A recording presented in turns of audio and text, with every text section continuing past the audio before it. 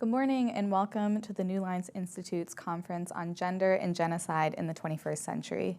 This two-day conference convenes legal, gender, and genocide experts from around the world to discuss the various ways that gender interacts with and informs the crime of genocide. Our panel of experts will examine state responses to genocide, challenges to justice for victims of sexual violence, and the four recent and/or ongoing asserted genocides of the Uyghurs, the Yazidis, the Tigrayans, and the Rohingya. My name is Emily Prey, and I'm a senior analyst here at Newlines. And it's my absolute pleasure to open up this conference with this in-person conversation on how gender shapes genocide with Akila Radhakrishnan. Akila is the president of the Global Justice Center, where she leads its work to achieve gender equality and human rights. In her time at GJC, Akila has led the development of groundbreaking legal work on both abortion access in conflict and the role that gender plays in genocide. Akila is a globally recognized voice on issues of reproductive rights, gender-based violence, and justice and accountability.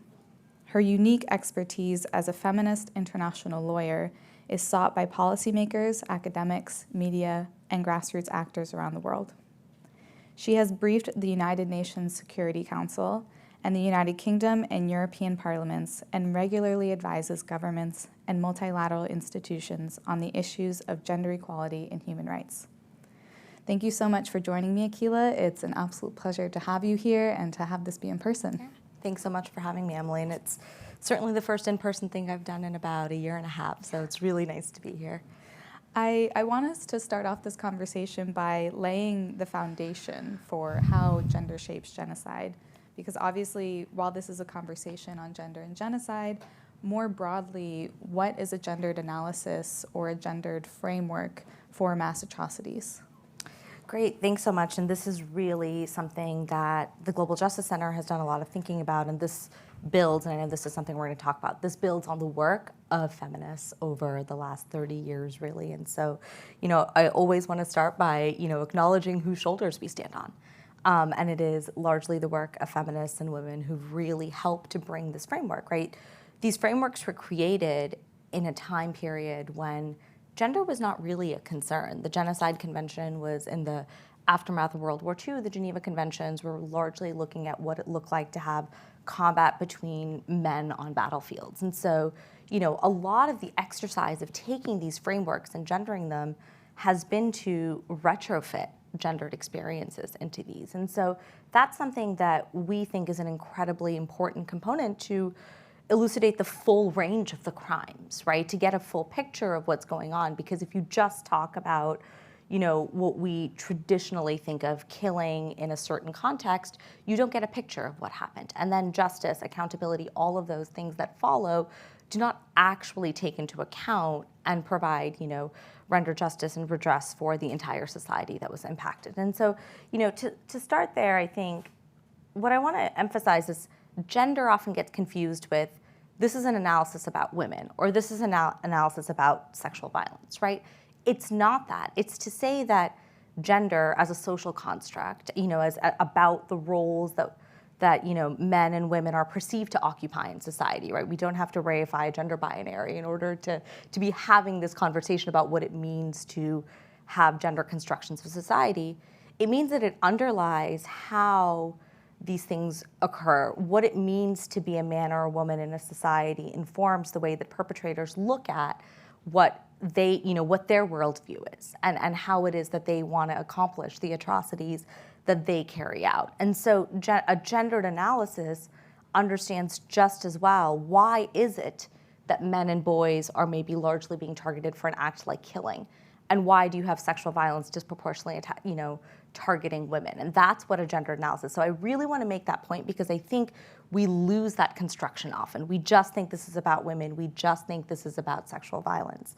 And so, the other thing I kind of want to start with and say that what this means is that the gendered constructions are largely understood in terms of the roles that, men and women are perceived to occupy in society, right? Men are heads of households, they're religious leaders, they're political leaders, they guard group identity. And women are mothers, they're wives, they're bearers of future life. Oftentimes women get, boiled down to their reproductive capacity, right? And these perceptions of what these roles are also then inform the manner in which people are killed and why, or the manner in which people are targeted for certain types of acts and atrocities, and why they're targeted for those as well.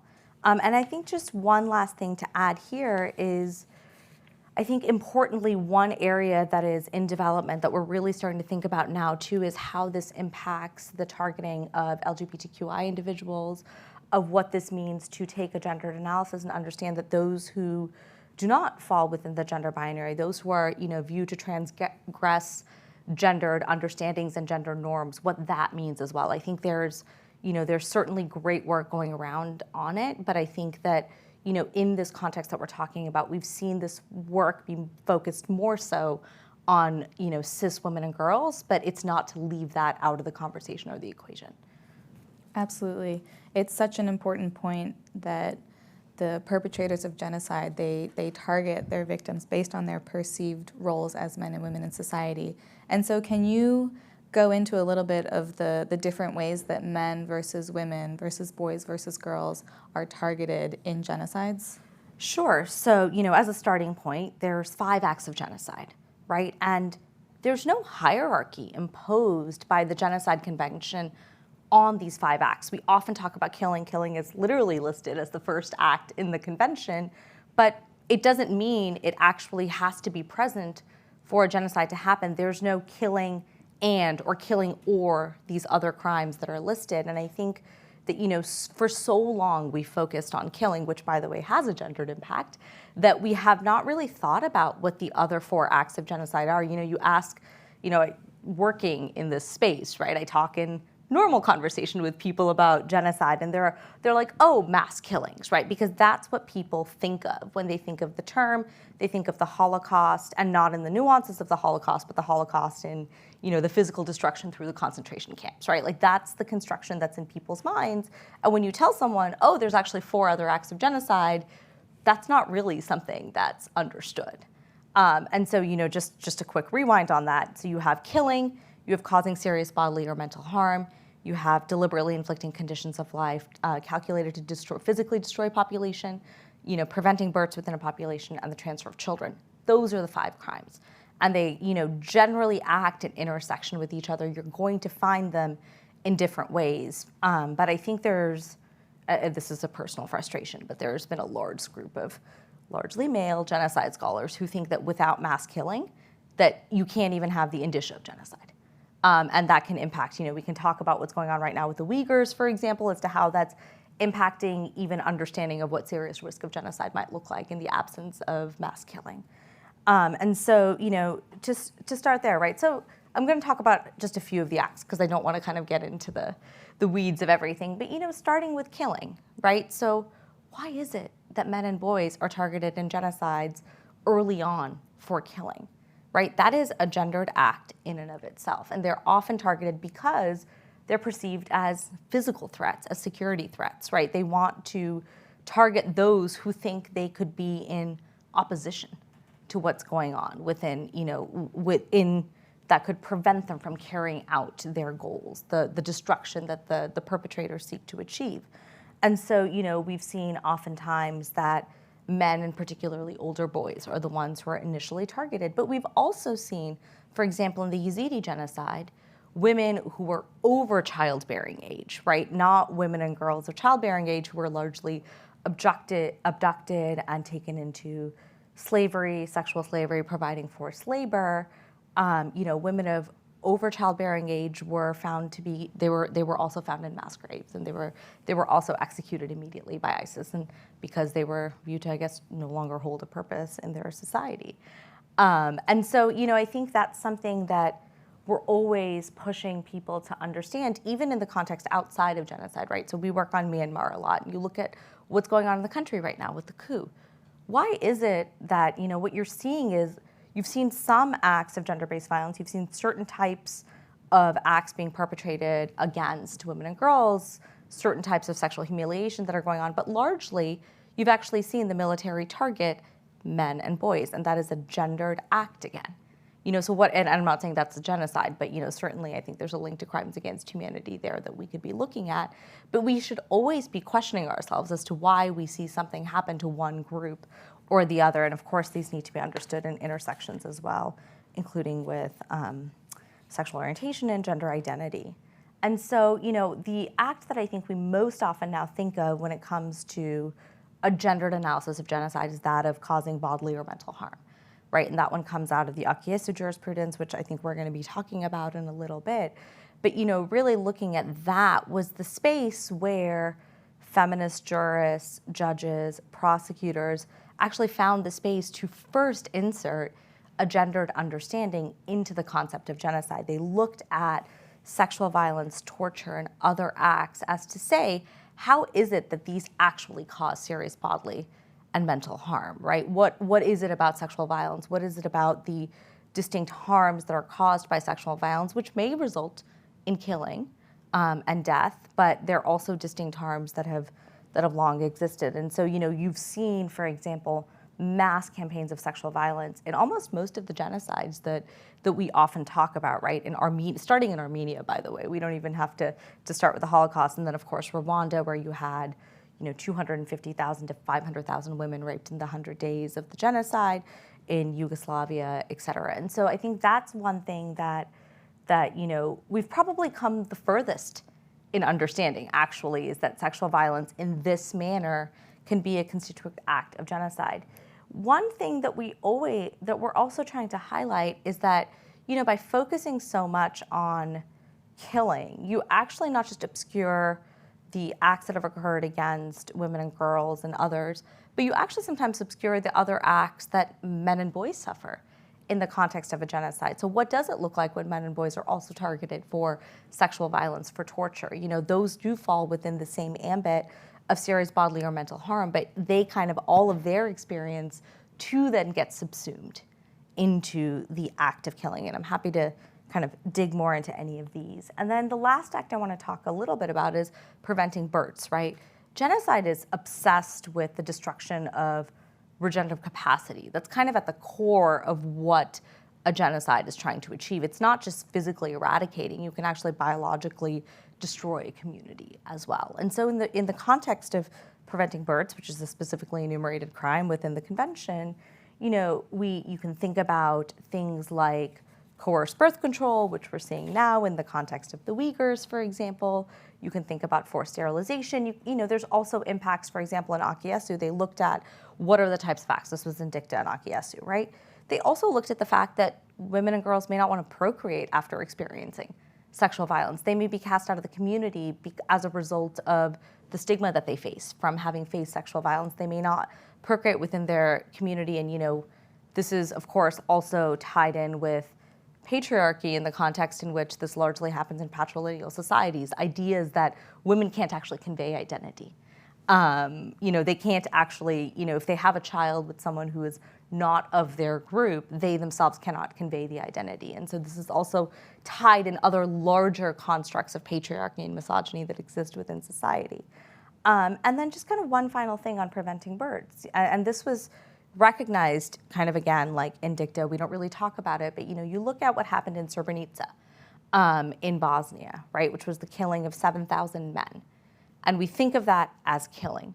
But you've actually seen this be recognized kind of in small little parts in jurisprudence that actually the killing of 7,000 men within a society has an impact on the procreative ability of a society. And so while preventing births, we largely think about things like what happens to women, how are you destroying their ability to give birth, because we like to reduce women to wombs. There actually is an impact. What does the separation of sexes look like? What does the mass detention of Uyghur men look like in the context of also then having forced birth control on the female population, right? There's a more robust analysis to every single one of these acts that gender can help inform and help us understand. One final thing I want to just say is when we talk about genocide and gender, we often talk about the acts of genocide, but gender actually can inform genocidal intent.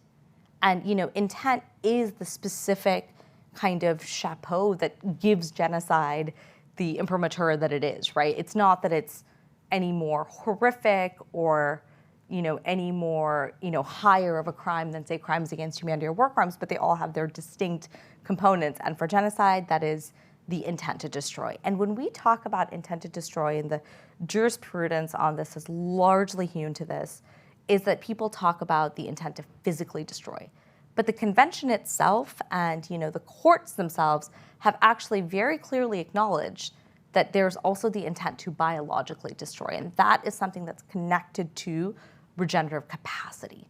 And so that is very much concerned with some of the other crimes of genocide, some of these larger impacts on a society that we're talking about. And I think that is an often missed part of the analysis of genocide, is just to focus on how is sexual violence an act of genocide. And so I just wanted to lay that out, because that's something that, we're really trying to bring is gender can inform every component of this. It can inform the obligations to prevent and punish, as well as just how we looked at the individual acts. And so that's kind of an overarching framework that I'll lay out, and feel free to kind of dig deeper into any of it. Yeah, it's interesting because you said this in the beginning, how we didn't really understand how gender interacted with genocide so much until the 90s, until Yugoslavia, until Rwanda. And that was due in large part because of the mass rapes and sexual violence that took place. And that has been kind of the lens through which people have understood how gender interacts with genocide. And in the case of Bosnia as well, on the other side, the Serb forces set up rape camps because sexual violence was an explicit policy that was used there.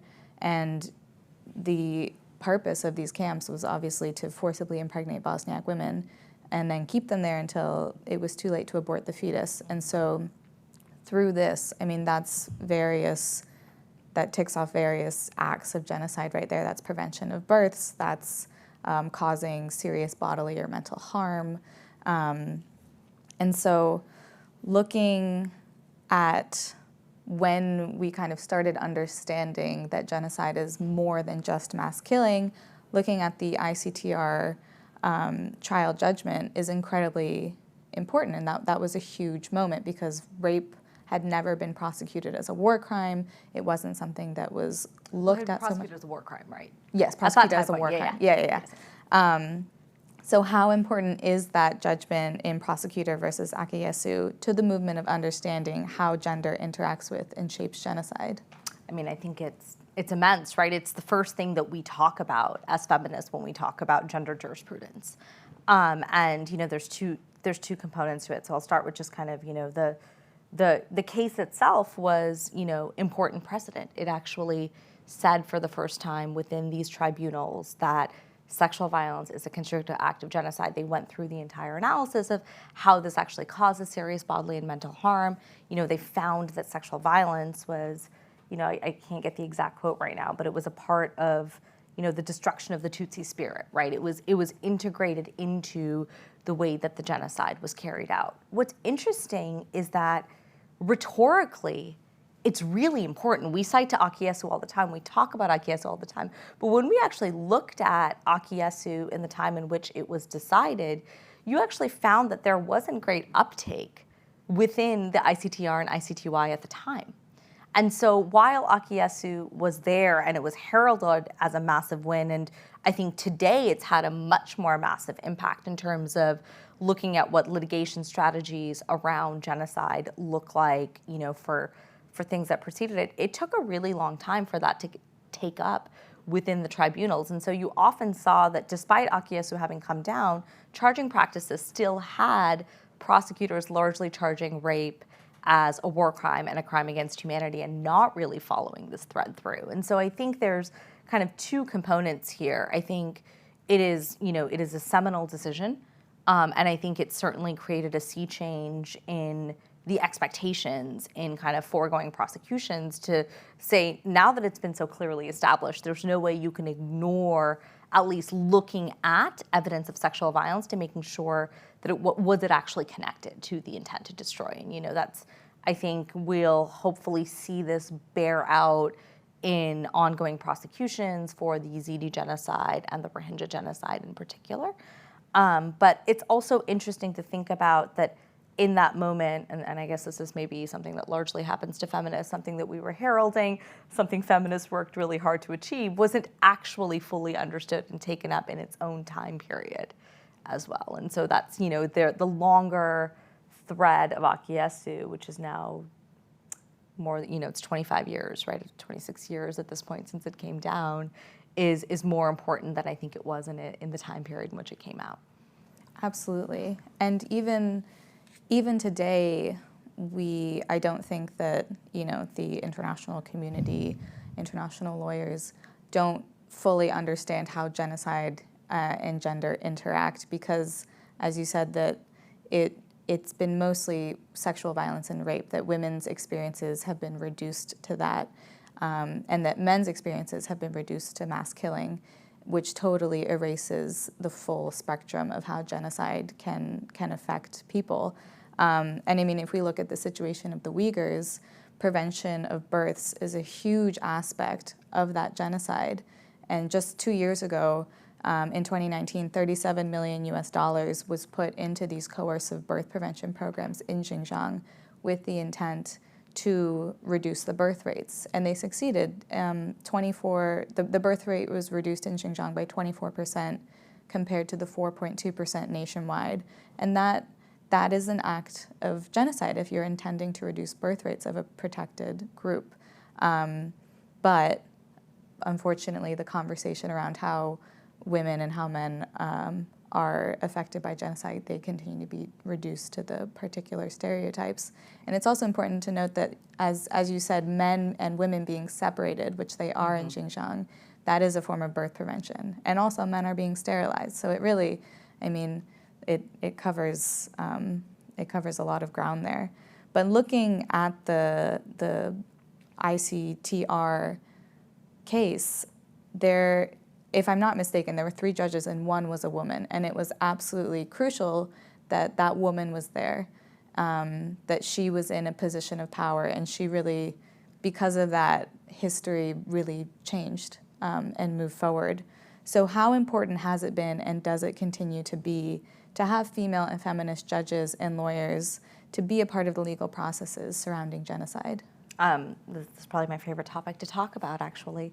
It's massive. And the thing about it is actually, Akiyesu, yes, Navi Pillay was really important, but there was a larger history of feminist engagement in that case that actually made it happen, right? So the way Akiyesu had been argued, there was no rape and sexual violence weren't presented. They weren't made a part of the case. And so it was actually women's civil society submitted a amicus brief laying out sexual violence, making the initial argument of how you can connect it to genocide, of serious bodily and mental harm. And then you had a judge who cared.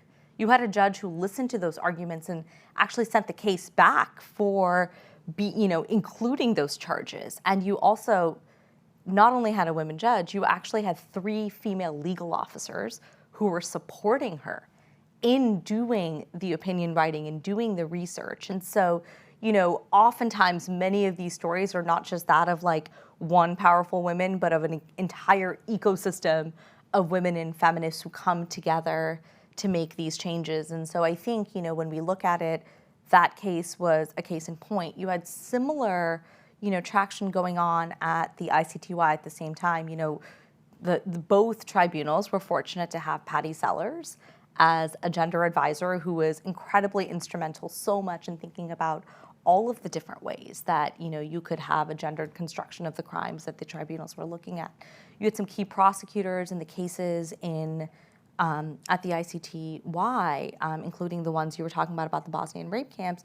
You actually had, again, key investigators and prosecutors who were female who helped to investigate those crimes, build those cases, build the prosecutions, for example, in Focha, arguing that sexual violence is a form of torture. That was also, not just sexual violence as genocide, but thinking about sexual violence as a form of torture was another important precedent that came out of these tribunals. And it is, it is important that it is the work of feminists. It continues to be the work of feminists to raise these issues, unfortunately.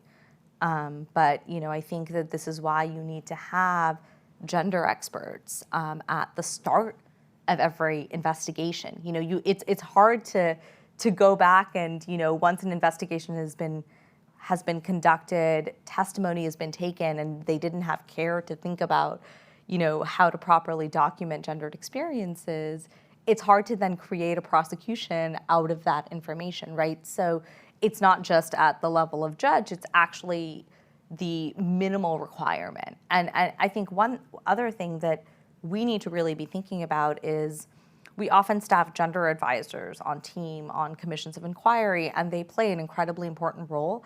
But gender competency should be a minimum requirement of anybody who's engaging in these spaces. We say competency in international law is important, in human rights more generally is important, but gender competency is important because if you have one gender advisor and their role is to go, knock on every door and convince 30 people who don't care about gender that they should do something about gender, you're setting them up for failure. And so I think as we think about, where we need to be going from here, no doubt feminists are going to continue to bang down the doors and help shift these narratives. But I think if we're going to truly internalize the lesson from here is that we need to think of gender as something that is the responsibility of everybody and not just of women and not just of feminists. And also women are sometimes not feminists. Absolutely. Very important point there. You do not have to be a woman to be a feminist. You do not. Something that you mentioned, that sexual violence as a form of torture came out of the ICTR and the ICTY, is really important because my next question focuses on how gendered non-lethal acts continue to harm victims after the conflict or the killing has ended, because genocide doesn't end when or if the killing ends. So what are some of the ways in which gender-specific harms can continue to destroy a protected group even years or generations later?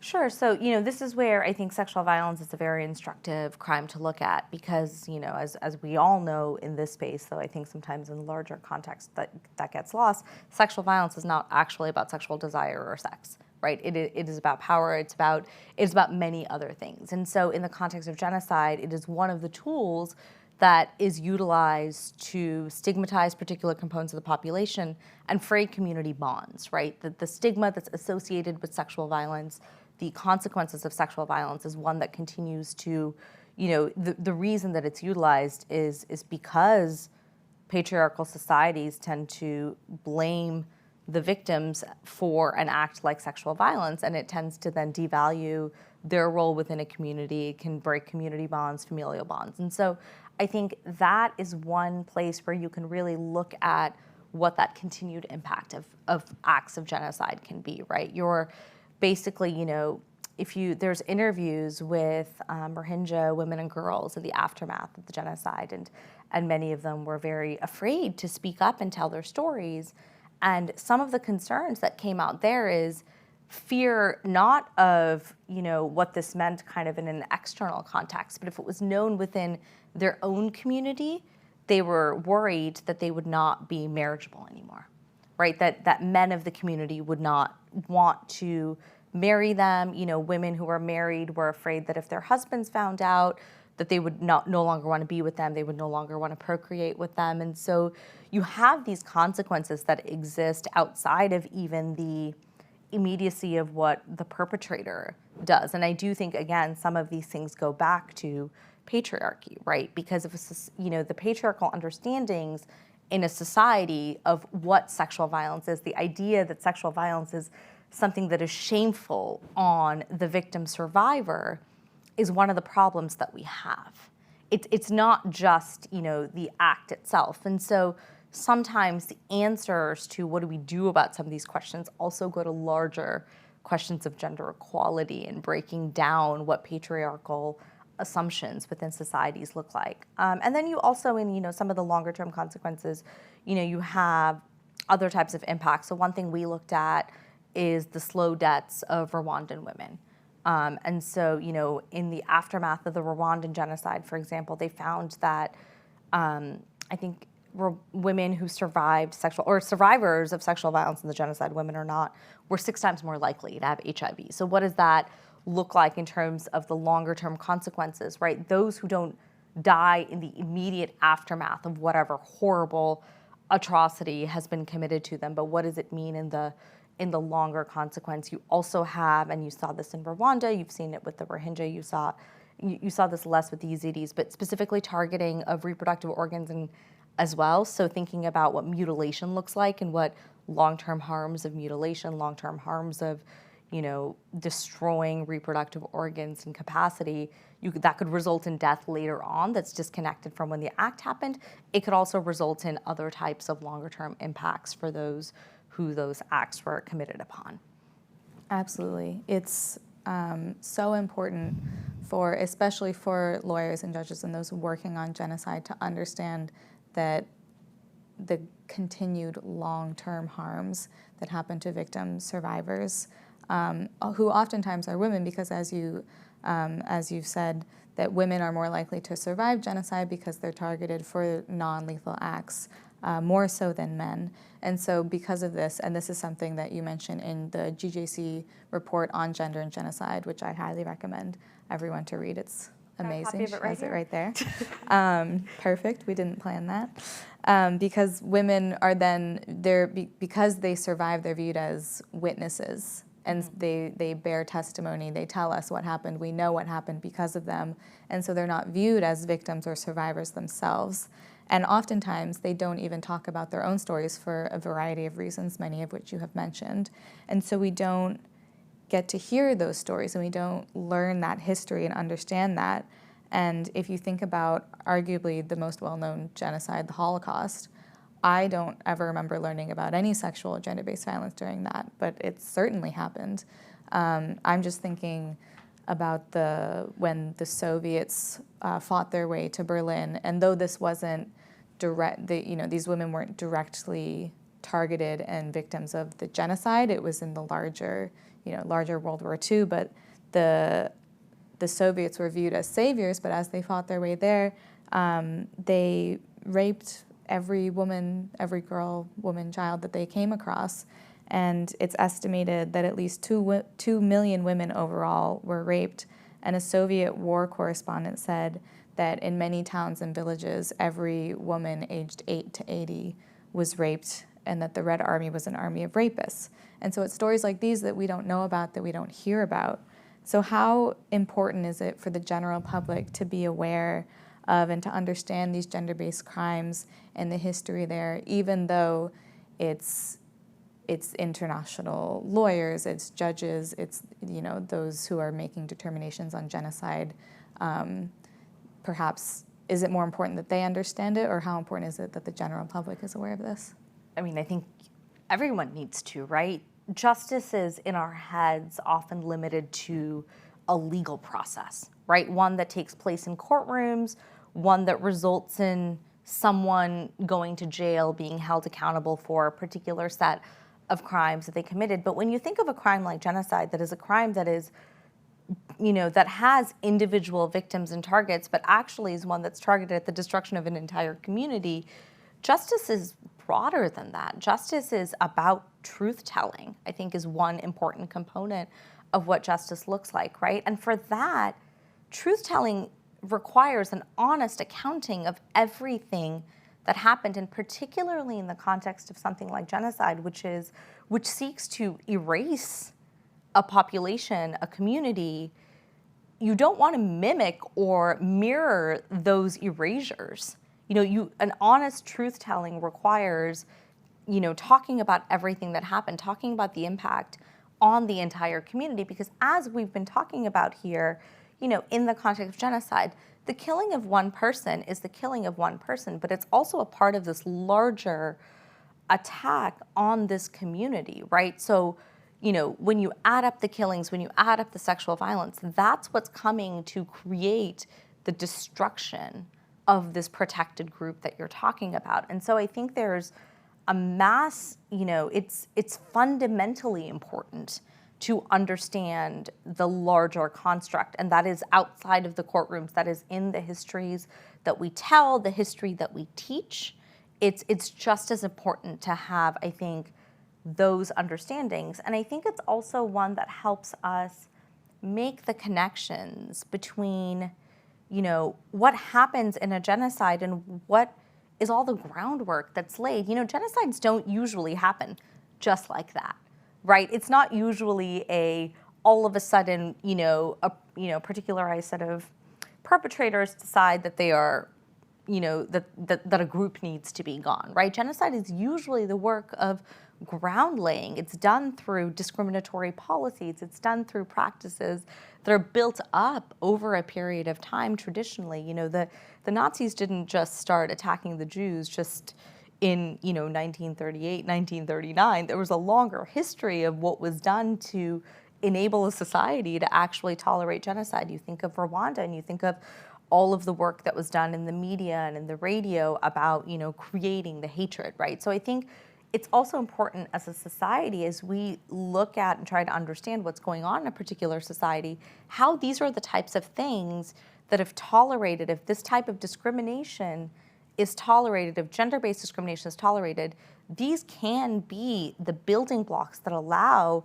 these massive outbursts of violence to happen. And so I think it is also important for us to look at and understand that it's not just a flashpoint of killing, right? It is a concerted plan, a concerted strategy that relies on a range of different things. And certainly in the context of gender, it relies oftentimes on, again, we can talk about the Uyghurs, but we can also talk about the Rohingya here.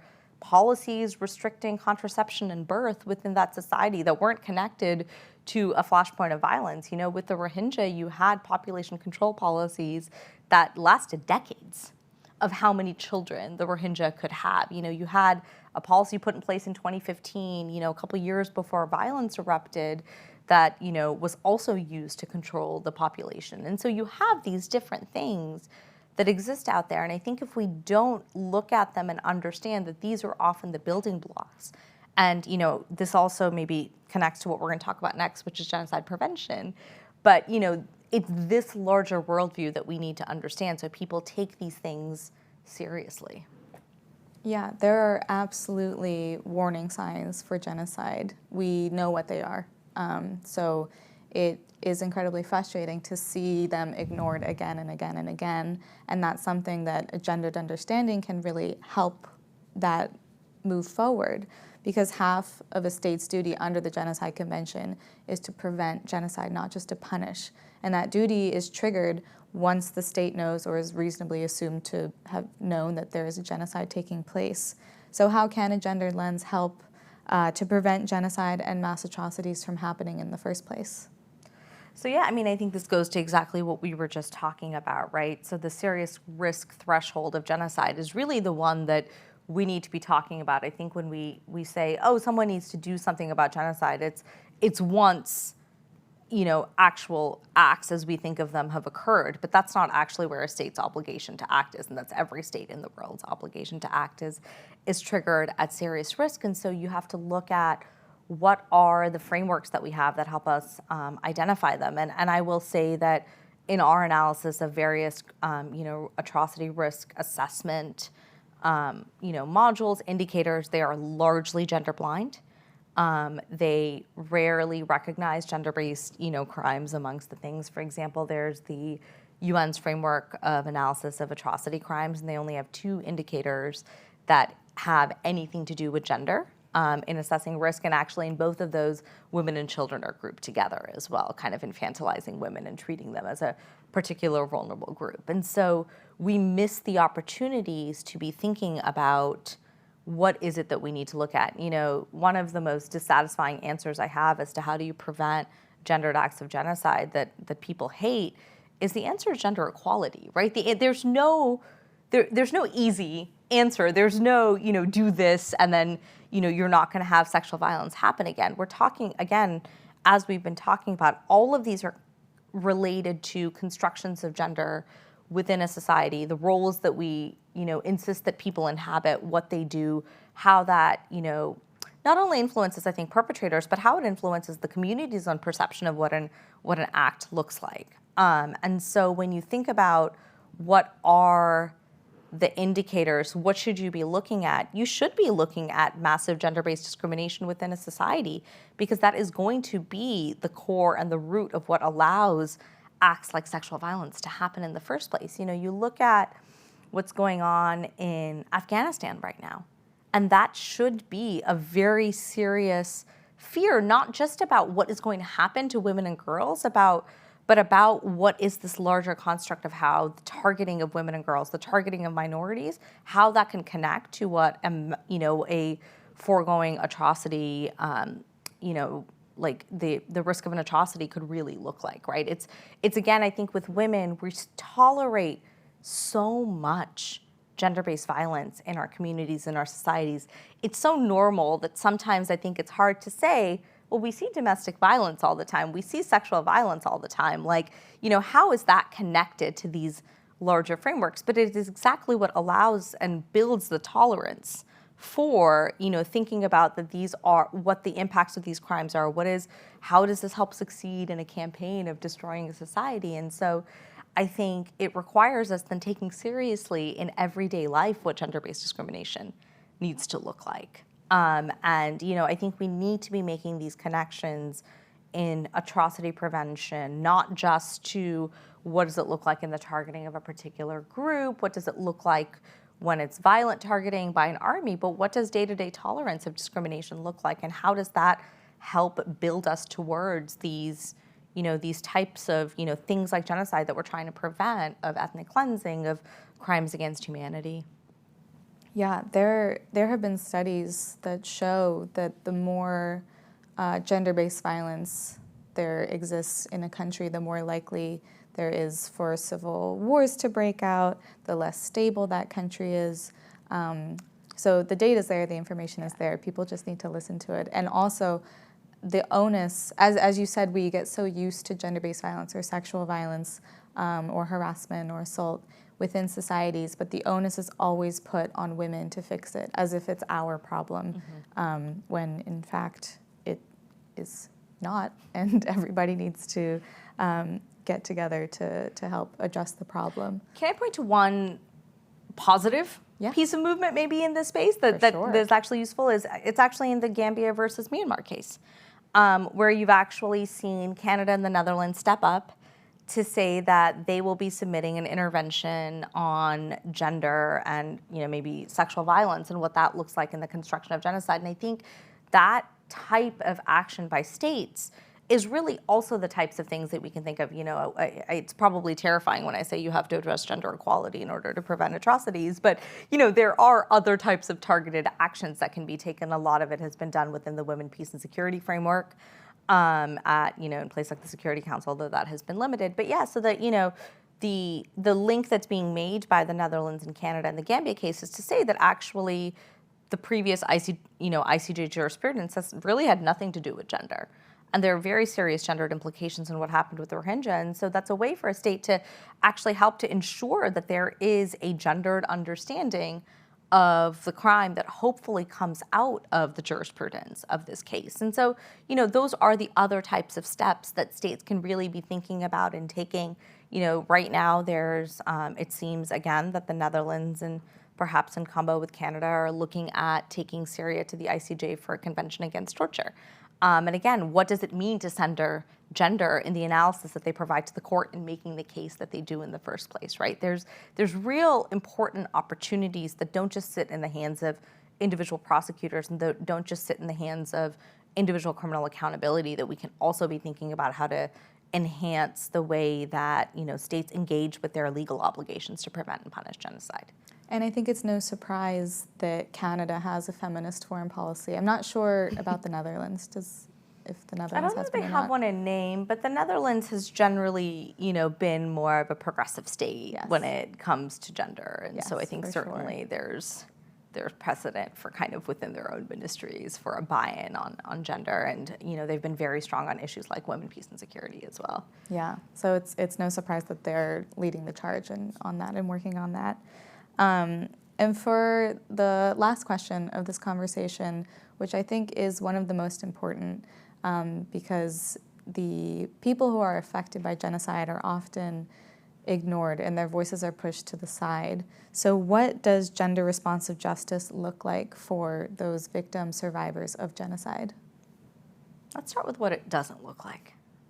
It doesn't look like what we see a lot of today, which is asking largely women to recount their trauma, recount their individual experiences of sexual violence over and over again to no avail, right? That is, the number of times, you see this happen, and then you see states, you see individuals with real power to do something about this, just sit there and valorize them for their bravery, but do nothing.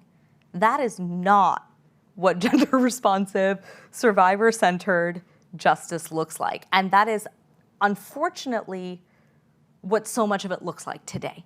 It's, working in spaces like, women, peace, and security, right? The number of times that, NGOs are asked by states to bring them somebody who could speak about their individualized experience rather than victim. Exactly. And not talk about, the impact on their community, not recognize them as experts in what happened to the larger community, but really be focused on the kind of the perverse details of what it is that happened is so much of what we think justice looks like now. If you listen to Nadia Murad, that's what's happened to her, right? She got a Nobel Peace Prize. She, has been praised so much for and this is not to minimize her activism, but no one's listened to what she's asked for. If you actually listen to the content of what she has multiple times briefed the UN Security Council on, she's talked about actual accountability for, what happened to her, what happened to her family. And that is a space where it's just one step too far sometimes to actually go ahead and listen beyond the stories. And so that's, I think, to me, it drives me crazy. We fetishize the stories of these experiences, and then those in power do nothing about it, right? So that's what it doesn't look like. So what can it look like? I think the first thing that means is you have to center, the agency of survivors and victims, not their experience, but their agency. Put them in the driver's seat in co-creating, in designing what justice processes look like, what responses look like. That's really where we need to be going. Put them in positions of leadership in their communities as well. And this is, again, many of these are things that are also going to interact with what does the community look like, right? So, we've done a lot of work with both the Yazidis and the Rohingyas, the Global Justice Center. And those are patriarchal societies. The men who are in charge of those societies are not particularly interested in putting women forward. They're not particularly interested in having them have a say in the future of their country and of their communities. So it's not just challenging, I think, the international assumptions, but it's also challenging then the community assumptions. Just because you are a group that has been the victim of something doesn't make you perfect. And so, we need to have the nuances to be able to engage with what that looks like as well. Because, again, I'll go back to this, the answer to so much of this is gender equality. And that means in the aftermath of these atrocities, we need to be building towards a more gender equal world. We need to be putting women in actual positions of power so that they are able to control the destinies of their communities. And, I think that, to me, has to be the core of it, because so much of what we talk about these days is the polar opposite of what that is. Absolutely. Akilah, thank you so much for your time, for your comments. This has been such an interesting conversation. It's been so great to see you and to have you here in person, so I really appreciate it. Thank you for having me, and thank you for organizing this entire event. I look forward to the rest of it. Of course. And to our audience on Zoom, thank you so much for joining. I hope that you've enjoyed this conversation as much as I have. You can now take a break, stretch your legs, and then come back and join us at 11 o'clock for our next panel, Challenges to Justice for Sexual Violence in Conflict and Genocide. I look forward to seeing you there.